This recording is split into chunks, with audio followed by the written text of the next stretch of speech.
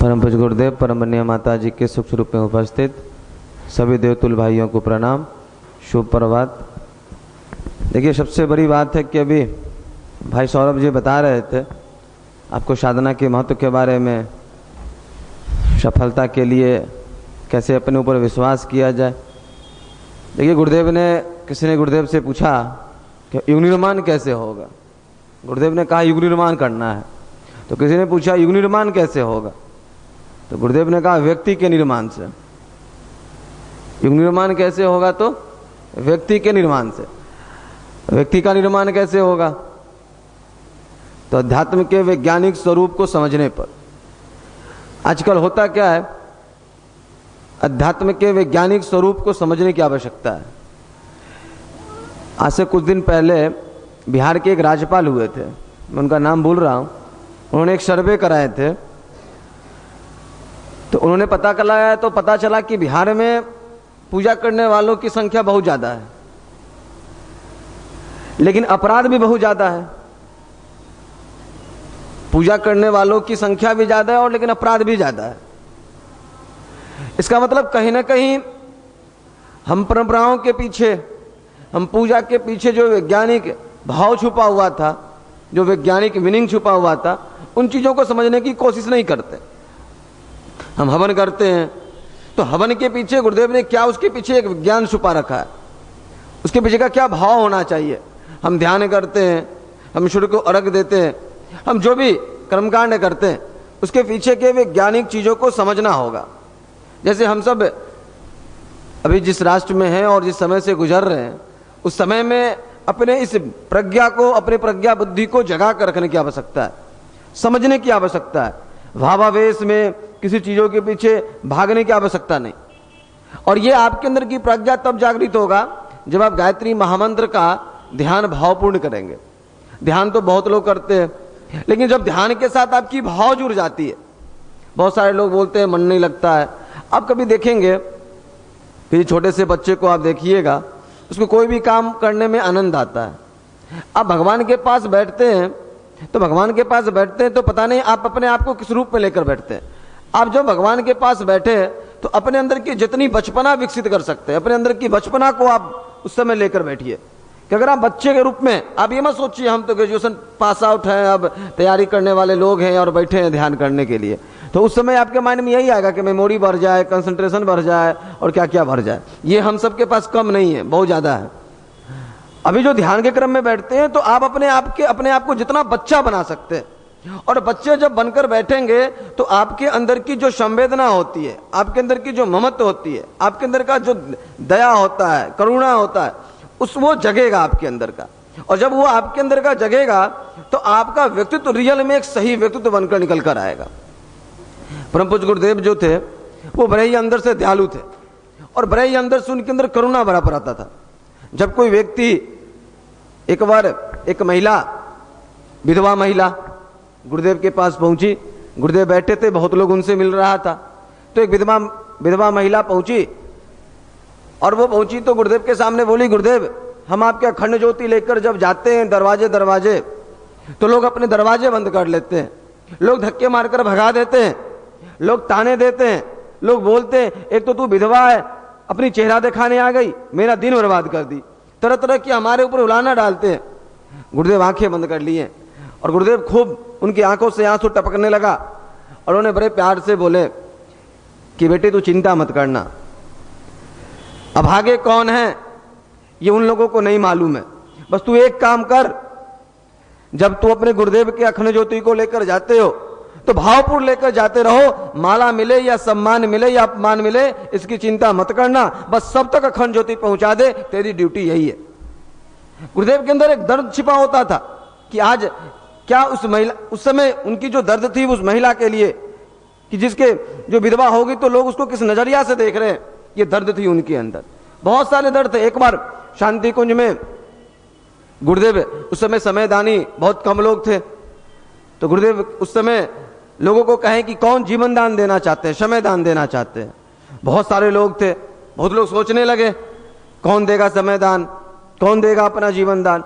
बहुत सारे लोग तरह तरह के सोचने लगे अपने परिवार के बारे में, तरह तरह की चीजें। एक बहुत कम उम्र का लड़का बहुत कम उनका लड़का। गुरुदेव की इस बातों को सुना और वो चला गया गुरुदेव के पास, ये बोलने के लिए कि गुरुदेव आज हम अपने जीवन को आपको समर्पित करते हैं।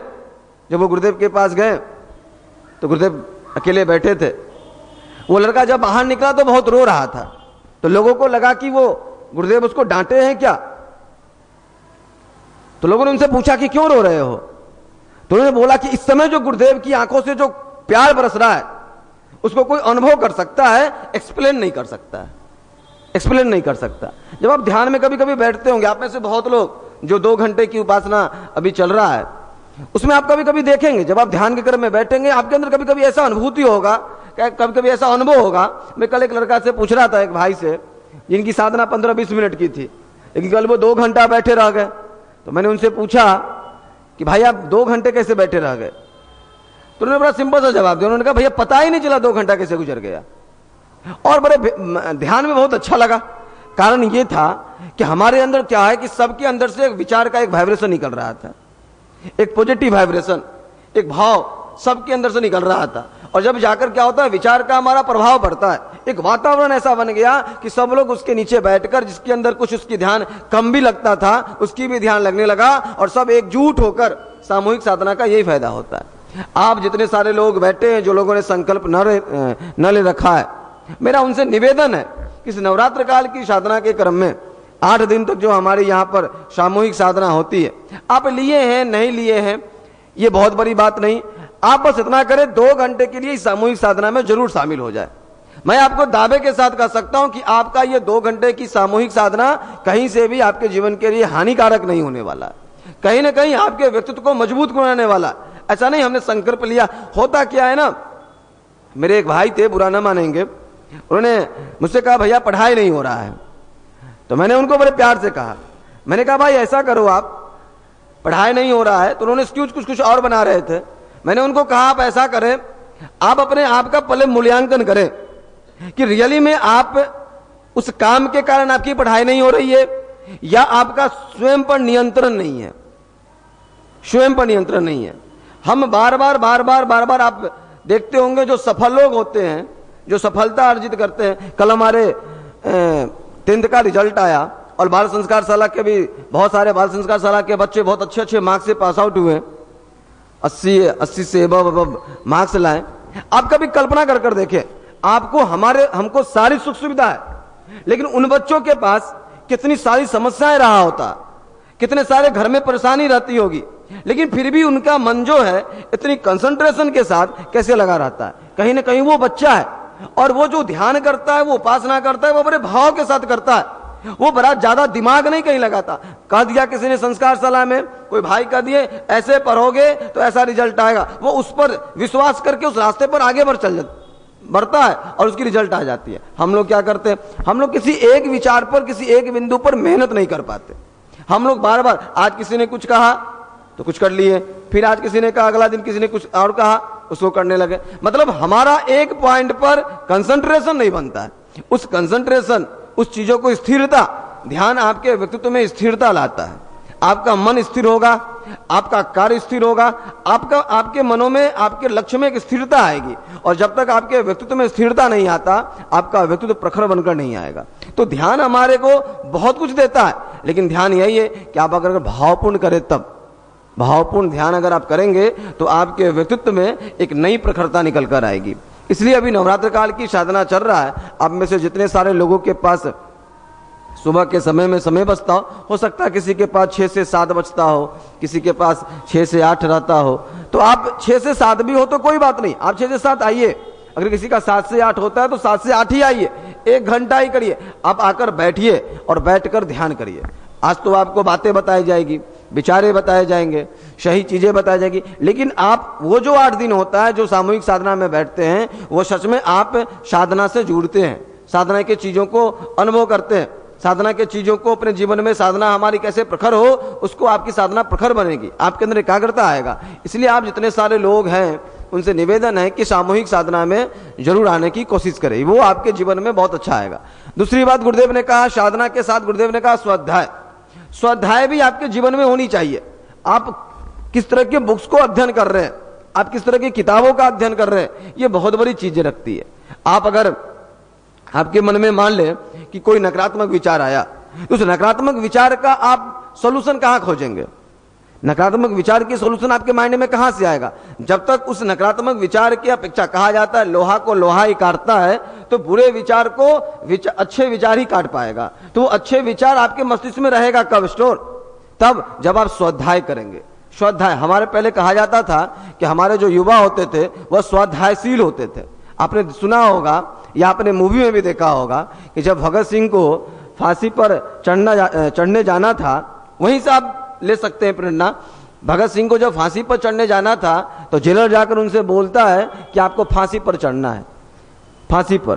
तो भगत सिंह ने कहा कि कुछ देर रुक जाइए, एक बुक पढ़ रहे हैं, बुक पढ़ने के बाद चलेंगे। मतलब जिस व्यक्ति को कुछ क्षण बाद फांसी पर चढ़ना था, उस समय भी उस समय का युवा स्वाध्यायशील होता था, स्वाध्यायशील होता था। हम के आज के युवा, हम स्वाध्यायशील नहीं है, हम ज्ञानी जरूर है।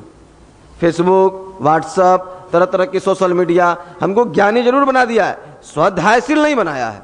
स्वाध्यायशील बनने के लिए आप किन्हीं के अच्छे विचारों को, किन्हीं के अच्छे बुक्स को आप उठाकर उसको अध्ययन करें, उसका आत्मचिंतन करें। स्वाध्याय का मतलब ऐसा नहीं कि आपने उठाया और 4 पेज 5 पेज 10 पेज लगातार पढ़ते चले गए और उसके बारे में कोई चिंतन नहीं किए, इसमें क्या लिखा था। स्वाध्याय का मतलब होता है स्व का अध्ययन, अपने आप का अध्ययन। अगर आप स्वाध्याय कर रहे हैं तो आप 2 पेज ही पढ़ें, लेकिन उस 2 पेज को पढ़ने के बाद आप अपना अध्ययन किए कि नहीं किए, कि इस बुक्स में जो, इस पेज में जो लिखा है, क्या वो सारी चीजें हमारे व्यक्तित्व में है? अगर नहीं है तो मुझे इन सारे विचारों को अपने जीवन में कैसे उतारना है, ये अपने आप की आत्मचिंतन, आत्ममूल्यांकन करना होगा। तो स्वाध्याय का मतलब होता है स्व का अध्ययन, अपने आप का अध्ययन करने के लिए स्वाध्याय करते हैं। स्वाध्याय का मतलब ऐसा नहीं कि आप कितने साहित्यों को पढ़ते चले जा रहे हैं। तो स्वाध्याय का मतलब स्व का अध्ययन। गुरुदेव ने फिर तीसरा दिया संयम। संयम, संयम का मतलब कि साधना और स्वाध्याय के माध्यम से जो एनर्जी हमारे पास स्टोर हो गया, उसको अब संयम के माध्यम से उसको सही लक्ष्य पर, सही पॉइंट पर लगाते रहें, वो हमारी संयम कहलाती है, हमारी संयम कहलाती है। और चौथा गुरुदेव ने कहा सेवा। सेवा का मतलब होता है अपने अंदर की संवेदना को जगाना, अपने अंदर की मानवता को जगाना। और इसके माध्यम के लिए, इसके लिए आपको जो करना पड़े, सेवा कार्य करने के लिए आपको जो करना पड़े, चाहे आप, ऐसा नहीं है कि कहीं हम चलते फिरते कहीं भी सेवा काम कर सकते हैं। हमारे मन में सेवा की भाव होनी चाहिए। हमारे मन में से, मान ले आप रोड को पार कर रहे हैं और कोई बुजुर्ग व्यक्ति बेचारे पार नहीं हो पा रहे हैं, तो आप अगर उनको पार कर देते हैं, आपके अंदर एक दया की भाव आ गई, तो वो भी एक सेवा की भाव है। आप ट्रेन की यात्रा कर रहे हैं, उसमें कोई बुजुर्ग व्यक्ति खड़े हैं और आप बैठे, आप उनको उठाकर अपने जगह पर बैठा दिए, ये भी एक दया की भाव है। हमारे अंदर सेवा की भाव जगनी चाहिए। ऐसा नहीं कि हम संस्कार शाला में गए और किसी जगहों पर जाकर सिर्फ कर लिए और उसके बाद अपने व्यक्तित्व में कठोरता ही बनाए रखे। नहीं, आप जानते होंगे चंद्रशेखर आजाद का नाम आपने सुना होगा। चंद्रशेखर आजाद बड़े अंदर से कठोर थे, आपने सुना ही होगा, पढ़े भी होंगे कि बड़े क्रांतिकारी थे। हमारे भाई अभिषेक जी बार बार उनकी कहानियां सुनाते हैं। लेकिन आपने एक बात और सुने होंगे, चंद्रशेखर आजाद और जितने सारे क्रांतिकारी थे, वो अंग्रेजों की जब छापा पड़ रही थी तो वो घर घर वो भेष बदल बदल कर वो जगह जगह लुक छिप कर रहते थे ताकि अंग्रेज उनको पकड़ न ले। तो एक बार क्या हुआ, एक घर में रुके तो किसी अंग्रेज को पता चल गया कि वो यहाँ पर है, और उस घर में एक बुढ़िया रहती थी, बूढ़ी माँ रहती थी। तो बूढ़ी माँ जो थी वो चंद्रशेखर आजाद, सब क्रांतिकारी लोग भाग गए, चंद्रशेखर आजाद पीछे थे। तो चंद्रशेखर आजाद का हाथ पकड़ ली बूढ़ी माँ और वो बोलने लगी, बेटा तू कौन है बता। उनका पूरा परिचय पूछने लगा। चंद्रशेखर आजाद बोले कि माँ आप मेरे हाथ को छोड़ो, दरवाजे पर अंग्रेज आ चुका है, कभी भी अंदर आकर मुझे पकड़ सकता है। लेकिन बूढ़ी माँ बोले नहीं, तुमको अपना परिचय देना होगा, बताओ तुम बोलो क्या है। फिर भी वो चंद्रशेखर आजाद बार बार निवेदन कर रहे हैं उस बूढ़ी माँ से, अगर वो चाहते तो एक झटके में अपने हाथ को छुड़ाकर जा सकते थे, इतनी उनके पास थी ताकत। लेकिन वो बार बार निवेदन इसलिए कर रहे थे क्योंकि उनके मन में करुणा भी थी, ये बूढ़ी माँ है, हाथ झटके में मारेंगे कहीं चोट न लग जाए। और इसलिए उन्होंने बड़े प्यार के साथ मामा करते हुए उनको अपने हाथ छुड़वाए और फिर वहां से वो गए। मतलब उनके अंदर एक भाव भी थी, एक संवेदना भी थी। एक संवेदना भी थी। तो जितने सारे हम सब लोग हैं ना, अपने अंदर एक करुणा भी विकसित करें, अपने अंदर एक संवेदना भी विकसित करें, और जब आप ध्यान के क्रम में बैठेंगे तो निश्चित तौर पर ये सारी चीजें आपके अंदर विकसित होता है। सेवा के माध्यम से विकसित होता है, ध्यान के माध्यम से विकसित होता है। आप ध्यान सेवा तो हमारा एक अभ्यास है जिसके माध्यम से हम सेवा जाकर अपना कर और अपने अंदर की संवेदना को जगाते हैं। तो ये आपका गुरुदेव ने कहा साधना, स्वाध्याय, संयम और सेवा, ये 4 चीजें बताई। और मैं आपको विश्वास दिलाता हूं कि अगर ये 4 चीजों को जो सही तरीके से अपने व्यक्तित्व में उतारता है, उसका व्यक्तित्व निश्चित तौर पर प्रखर बनकर आएगा। उसका व्यक्तित्व आज न कल एक स्ट्रांग, एक महान व्यक्तित्व बनकर निकल कर आएगा, जो खुद को, अपने जीवन को तो आगे ले ही जाएगा और बहुत सारे लोगों को नई नई प्रेरणाएं देगा। तो इसलिए आप यहाँ आते हैं, युवा प्रकोष्ठ की साप्ताहिक गोष्ठी में बैठते हैं, तो यहाँ के द्वारा बताए गए चीजों को अपने जीवन में जरूर उतारिएगा। ऐसा नहीं सिर्फ यहाँ की चीजों को सुन लीजिए और सुनने के बाद आप चले गए बाहर और फिर से उसी माहौल में ढल गए, फिर से उसी चीजों में ढल गए। अभी चुनाव का समय है तो बहुत सारी चर्चाएं करने लगे, बहुत सारे चीजें करने लगे। नहीं, ऐसी चीजें नहीं है। ठीक है, वो आपका अधिकार है, वो आपकी चीजें हैं, आप जो करें, लेकिन यहाँ से जो बातें बताई जाती है उन बातों को अपने जीवन में उतारने की जरूर कोशिश करें। उसको आप अगर घर जाएं तो घर जाने के बाद भी वहां के माहौलों में ढल मत जाइए, यहाँ के चीजों को आप उतारिए। मनीष भैया नवरात्र काल की साधना के दिन बड़ा एक सुंदर सी बात बोले। उन्होंने कहा कि हम अपना मूल्यांकन समाज के उन लोगों से नहीं करें जो इस रास्ते पर नहीं है, उनकी कोई और रास्ता है, उनका कोई और मंजिल है। अगर हम अपना मूल्यांकन कोई मैथमेटिक्स पढ़ाने वाला व्यक्ति, अगर कोई फिजिक्स के पढ़ाने वाले टीचर से तुलना करने लगे, यार हमको फिजिक्स नहीं आता है, इसका मतलब हम सबसे खराब आदमी हैं, हमको कुछ नहीं आता है, तब तो वो हमेशा परेशान रहेगा। क्योंकि उसको मैथ पढ़ाने की कला है, उसके पास मैथ पढ़ाने की ज्ञान है, उसको फिजिक्स पढ़ाने की है, दोनों हम एक दूसरे से नहीं कर सकते हैं। आप दुनिया वालों से अपनी तुलना नहीं कर सकते, दुनिया वालों से आप अपना तुलना करके अपने आप को आप निगेटिव में नहीं ले जाइए। आप अपने व्यक्तित्व का प्रखरता लाइए, अपने दिनचर्या को बेहतर बनाइए, धीरे धीरे धीरे धीरे आपके व्यक्तित्व में प्रखरता आएगी।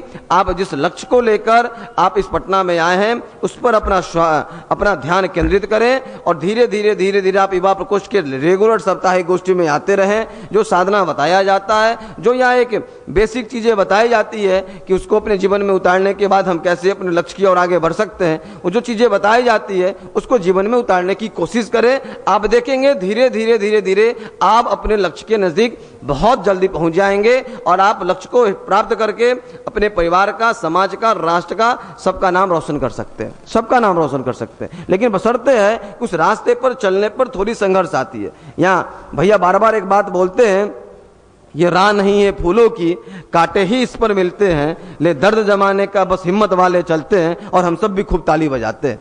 आप कभी सोचिएगा, जब आपके जीवन में संघर्ष आता है तो क्या ये पंक्ति आती है? आपके माइंड में ये पंक्ति आता है क्या? नहीं आता है। उस समय सोचते हैं अरे हार गए, अब क्या होगा लाइफ में।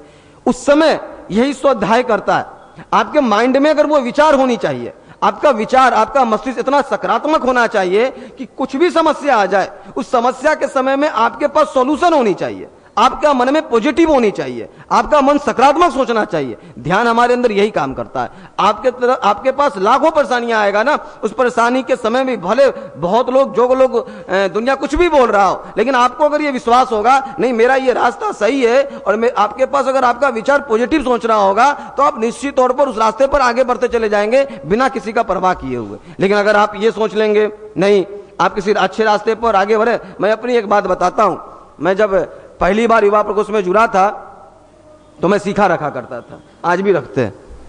तो सीखा रखा करते थे तो घर पर जाते थे, तो क्लास 11th का लड़का अगर सीखा रखना चालू कर दे और घर पर जाए तो आप समझ सकते हैं क्या होता होगा। तो हमारे पिताजी, हमारे जो और भाई लोग थे, वो लोग थोड़ा दुनिया के में रमे हुए लोग थे, तो उन लोगों ने पहले कमेंट करना चालू किया, बाबा आ गया, बाबा आ गया, बाबा आ गया, तरह तरह की कमेंट। तो हमारे साथ एक और जुड़े थे भाई साहब ने, वो भी सीखा रखा करते थे, वो हमसे पहले जुड़े थे तो वो भी सीखा रखते थे। तो उनकी सिस्टर की शादी हुई, तो सिस्टर की शादी होने के बाद उनके जो जीजाजी थे, वो जीजाजी आए और वो सोए हुए थे, तो उनकी सीखा को काट दिए।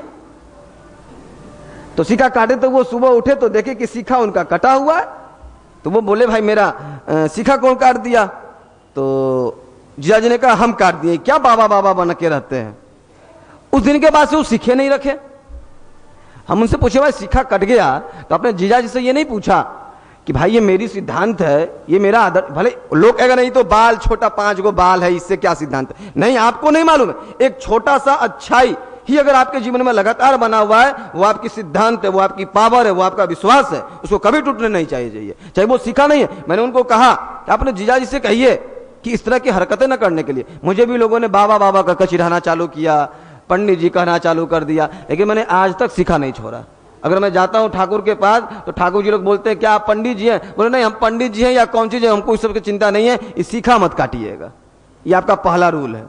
मतलब मेरे कहने का मतलब ये सीखा कोई ऐसी चीजें नहीं है, सीखा के पीछे बहुत सारी वैज्ञानिक चीजें हैं। आप उसको पढ़े नहीं हो, जाने नहीं हो, इसको पंडित जी से जोड़ दिए, मतलब सीखा रखने वाला पंडित जी। मतलब हमारी बुद्धि जो है वो ये होगी। मतलब हमारे कहने का मतलब है आपके जीवन में जब अच्छे रास्ते पर आगे बढ़ेंगे तो लोग आपका मजाक उड़ाएगा ही उड़ाएगा, आप उससे डरेंगे क्यों? जब आप अच्छे रास्ते पर चल रहे हैं और लोगों को उस विचार के बारे में मालूम नहीं है, तो शुरुआत के क्रम में आपका मजाक उड़ता है, निश्चित तौर पर मजाक उड़ता है, और मजाक उड़ना भी चाहिए। उससे क्या जाता है, उससे और आप स्ट्रांग बनेंगे। आप अगर अच्छे रास्ते पर आगे बढ़ रहे हैं, कोई आपको कुछ बोल नहीं रहा है, तो मजा भी नहीं आएगा आपको। आप जा रहे हैं रोड पर सिंपल, कोई बात करने वाला नहीं है, कोई कुछ बोलने वाला नहीं है, तो मजा आएगा?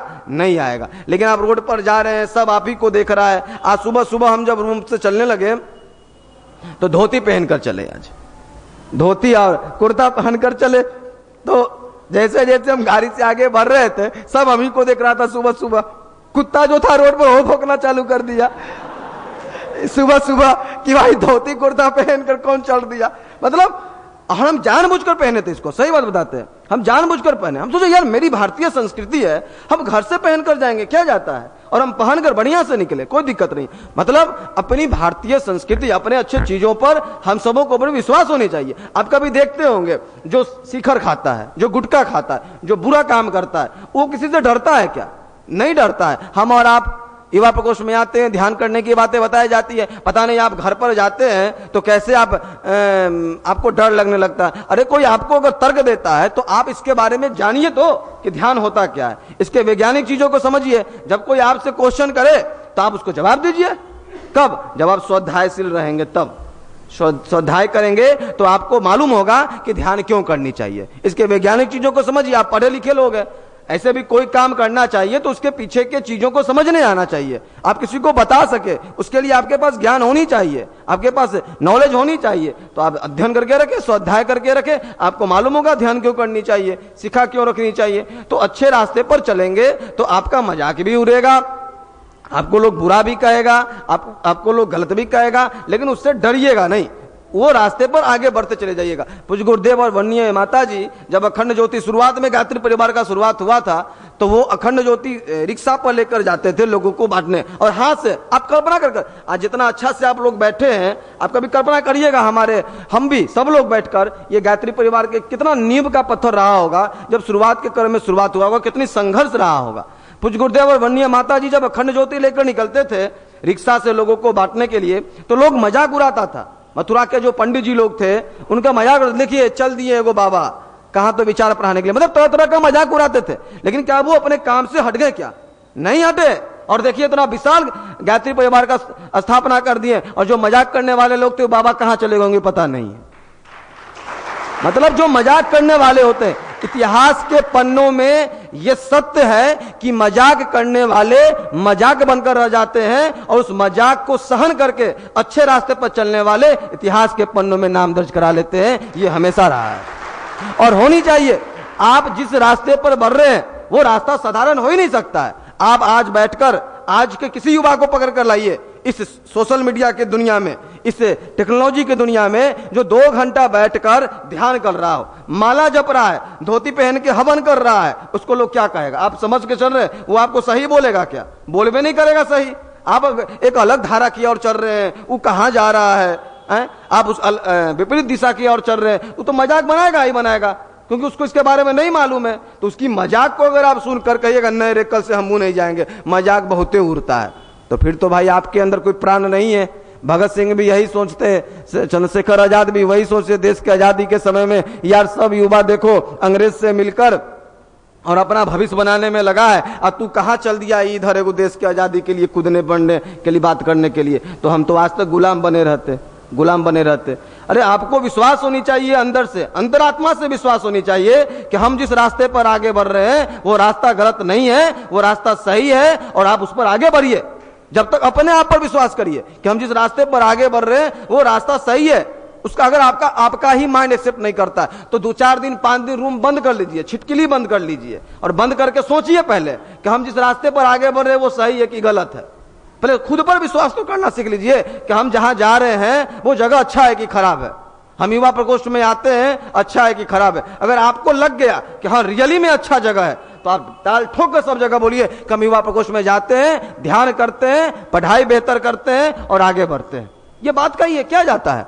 लेकिन आपको ही विश्वास नहीं होता है, आपको ही नहीं लगता है कि नहीं यहाँ आने के बाद सच में हमको अच्छा चीज बताया जाता है कि नहीं बताया जाता है। आपके ही मन में विश्वास नहीं होता है। जब आपके मन में विश्वास नहीं है तो दूसरों को कैसे बता पाएंगे? नहीं बता पाएंगे। जब कोई चीजों पर आपका खुद का विश्वास नहीं तो दूसरों को आप बता ही नहीं सकते। आपकी बातों को वो मानेगा भी नहीं। आप जब बोलेंगे तो आपके विचारों का प्रभाव उस पर पड़ेगा ही नहीं पड़ेगा। इसलिए सबसे पहले जो काम करते हैं, जो चीजें करते हैं, उस पर आपकी विश्वास होनी चाहिए कि नहीं हम जो काम कर रहे हैं वो काम हमारे लिए सबसे बेहतर है। निश्चित तौर पर जिस रास्ते पर हम आगे बढ़ रहे हैं वो रास्ता हमारे लिए अच्छा है। उसका बैठकर मूल्यांकन कर लीजिए और अपने आप को विश्वास दिलाइए। इसलिए गुरुदेव ने एक बहुत सुंदर एक वाक्य बोले, अपना मूल्य समझो। सब लोग जितने हम लोग बैठे हैं अपने मूल्य को समझें। भले हम कोई कंपटीशन का तैयारी कर रहे हैं, पहले अपने मूल्य को समझना होगा, तब दुनिया आपको अपना वैल्यू देगा। अपने मूल्य को समझो और विश्वास करो तुम संसार के सबसे महत्वपूर्ण व्यक्ति हो। यह सद्वाक हमारे मस्तिष्क में हमेशा होनी चाहिए। चाहे हमारे जीवन में कितना भी संघर्ष का समय आए, लेकिन आप हमेशा ये बात को रखिए। नहीं, हमारे गुरुदेव ने एक लाइन कहा है, अपने मूल्य को समझो और विश्वास करो तुम संसार के सबसे महत्वपूर्ण व्यक्ति हो। एक साधारण सी चीज है, एक लड़का किसी संत के पास पहुंचे और बोले कि मेरा जीवन बेकार हो गया, बहुत आज तक हम असफल हुए, बहुत चीजें ये किए वो किए, बहुत सारी चीजें उसके माइंड में नेगेटिव चल रहा था। तो जो वो संत थे उनके पास 100 रुपया था, वो पॉकेट से 100 रुपया निकाले, ममोड़ चमोड़ कर दे दिए उसको। बोले कि लो अब इसका बताओ कीमत कितना है? तो बोला 100 रुपये। फिर बोले उसको खोलो थोड़ा सा, अब कितना है? तो 100 रुपये। तो बोले कि जब तक ये मोराया हुआ भी था तो भी इसके अंदर 100 रुपए कीमत था, जब ये सीधा हो गया तो भी इसकी कीमत 100 रुपए है। मतलब आपके जीवन में कहीं ना कहीं, लेकिन आप दुकानदार के पास जाएंगे तो आप मुड़ा हुआ देंगे या सीधा करके देंगे? सीधा कर देंगे। व्यक्तित्व तो आपके अंदर तो है ही अच्छा ही, लेकिन उसको आपने अगर आपका व्यक्तित्व किसी गलती के कारण, किसी चीजों के कारण आज तक आप गलत रास्ते पर चल रहे थे और किसी ने आपको अच्छी चीजें बता दी, तो अब रिटर्न आ जाइए ना, कोई दिक्कत नहीं है। रिटर्न आकर फिर से खुद को अच्छा बनाइए और अच्छे बनाकर अपने व्यक्तित्व को बेहतर बनाकर अपने लक्ष्य को प्राप्त करिए। अपने परिवार, अपने समाज और खुद को आप खुश रखें। इसके लिए आप आगे बढ़ते चले जाइए। इसी के लिए आपको यहाँ से बताया जाता है साधना, स्वाध्याय, संयम और सेवा। तो बहुत ज्यादा समय न लेते हुए आज हम सबका परम सौभाग्य है कि इस नवरात्र काल की साधना में आदरणीय निशांत भैया हम सबके बीच आ चुके हैं, जिनका मार्गदर्शन, जिनका प्यार हम सब युवा साथियों को निरंतर मिलता है।